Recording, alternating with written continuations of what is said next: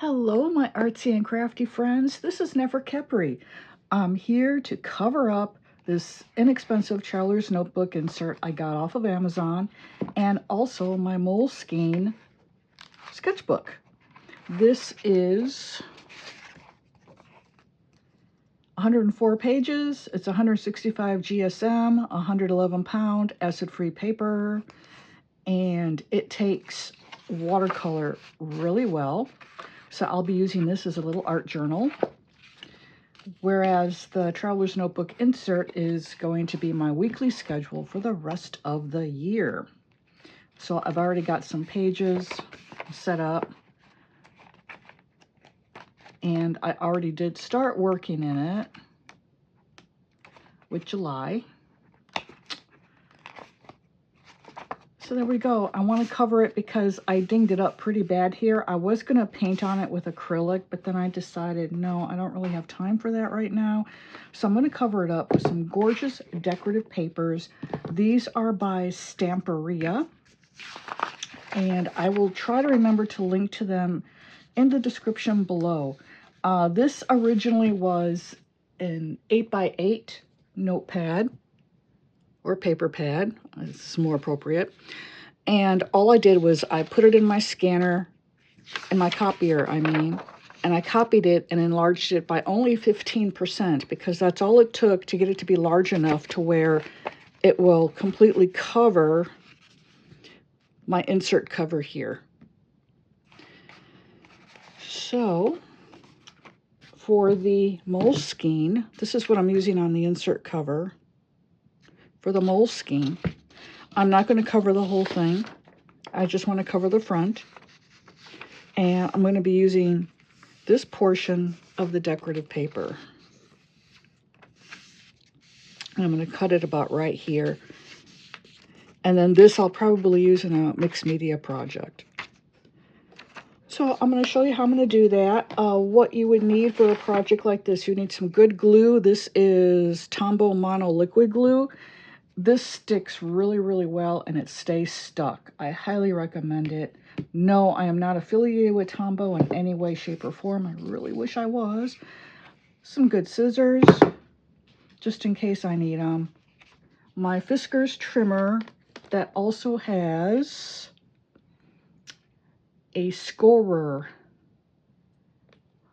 And the scorer fits right in here. You just pull this out. And then you take the scorer, pop it right in. And instead of cutting, it'll score a fold line on your paper. And I will need that because whenever you cover an insert, you've got to take the fold into account. That's so important because what'll happen is if you don't pay attention to that fold and you just glue your paper on there, when you go to open your insert completely to write in it, the glue can pop up along the fold. So there's a way to fix that. And what I'm going to do is I'll just be creating a little spine on my cover by creating 2 score marks. Well, actually 3 score marks. One right along the fold, and then one about 1/16 of an inch or so to either side of it. That way, every time I open and close my insert, it will not create wear and tear on the paper. And I also have some clear contact paper somewhere in my studio. I can't find it right now, but hopefully by the time I'm to that stage, I would have run across it. Then what I'll do at the end here, once this is on the insert, is I will just adhere a large piece of clear contact paper to it, and then it will be laminated. So that is my plan for today. I'm going to go ahead and go over to voiceover now, because I cannot do this type of project and talk at the same time. It leads to disaster. So without further ado, here we go. Okay, the first thing I do is I trim off that little bit of white. I left a tiny white border just to give me a little bit more paper to fold around the edge of my insert and Moleskine covers, just in case I needed it. And then I used my pencil and marked the center of the spine on the inside, on the underside of the decorative paper.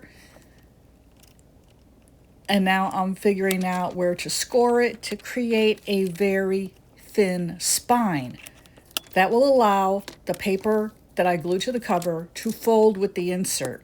And that way it won't pop off along the spine. Then I just use my ruler. I fold along my score marks to create a hard fold on either side of the marked spine. And then I am ready to start gluing it down. I did tear the spine a little bit with my scorer when I went through it right along the spine there for the first time, so I went ahead and used Scotch tape. I was going to do that anyway, just to strengthen the fold of the paper, because, you know, all this is typing paper. So it's really thin, and also it's cheap typing paper. So, you know, you got to be sure that that spine is going to hold, and this is going to be my insert for the rest of 2026. And then I trimmed it down just a tiny bit in the length. I had left just a little bit of an overhang, again, just to give myself a little bit of room to work with the decorative paper in case I needed to, you know, mess with it a bit. And now I'm seeing that it fits, and I have it oriented on the insert correctly. But I do recommend you, if you're using a decorative paper that has a pattern to it, you draw arrows pointing up on your insert and also on the underside of your decorative paper. That way you don't make the mistake of adhering your decorative paper onto the insert upside down, which can very easily happen. Then I just take the glue and run it all along the cover. I'm using a clamp here to hold the cover open.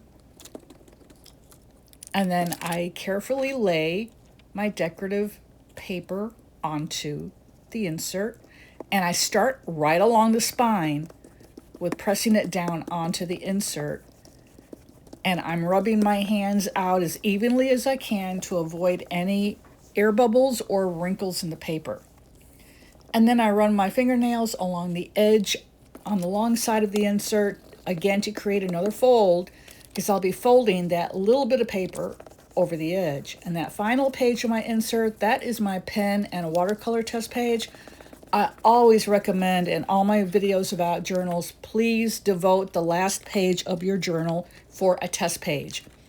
And that way you'll know how everything is going to act on that paper before you use it on your actual spreads.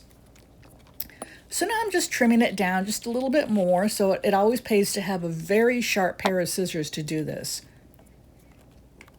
Because as you can see, it's just the narrowest strip of paper that I'm cutting off here. And then I'll just go ahead and fold the edges over. I do have a little bit of white showing on the cover. I am going to take care of that with a Tombow marker and some washi tape. And what I ended up doing is I did pull out some coordinating washi tape just in case I had a problem along the edges of the insert. You know, it's best to be safe than sorry. So I do have a washi tape that goes well. And so I'm just going to lay it along the long edge of the front cover of the insert to cover up that little bit of white. And as you'll see, I discover the washi tape is more translucent than I had given it credit for initially, because it was against that white sticker backing paper on the roll. So I realized that once I lay it down, and I'm like, oh, rats. So what I'm going to do is I'm going to get a light blue Tombow marker, and I am going to draw right on that white edge. And here I go. And I'm going to have to peel up the washi tape a little bit. And you have to be so careful if this happens to you or anything similar that you don't also pull your decorative paper off the insert cover, which can easily happen because that glue is still fairly wet. Thankfully, that didn't happen here, and so I was able to color along the edge there and then place the washi tape back over it and fold it around the insert cover.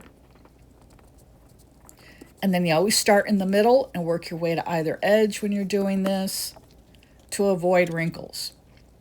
Then I just trim it along the top and along the bottom. As I do, I'm also rounding the corner a little bit. This insert does have rounded corners, so I want to be sure my decorative paper and washi are also rounded.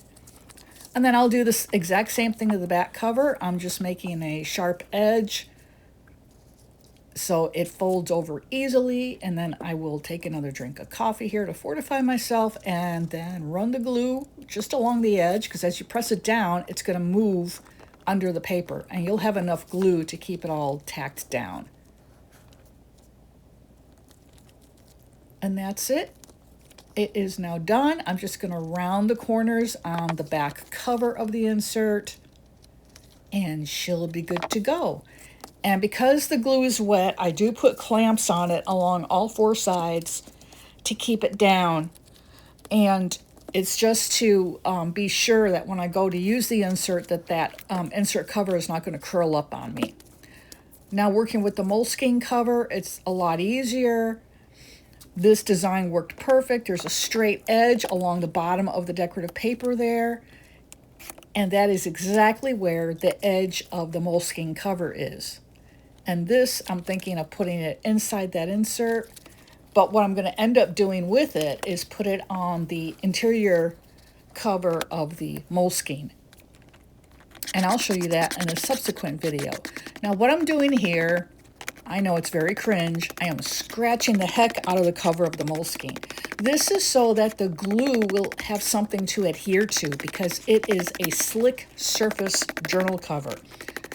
A lot of glues do not like to stick to a slick surface, and you have to use some specialty or really heavy-duty glue like E6000 or something to get it to stick.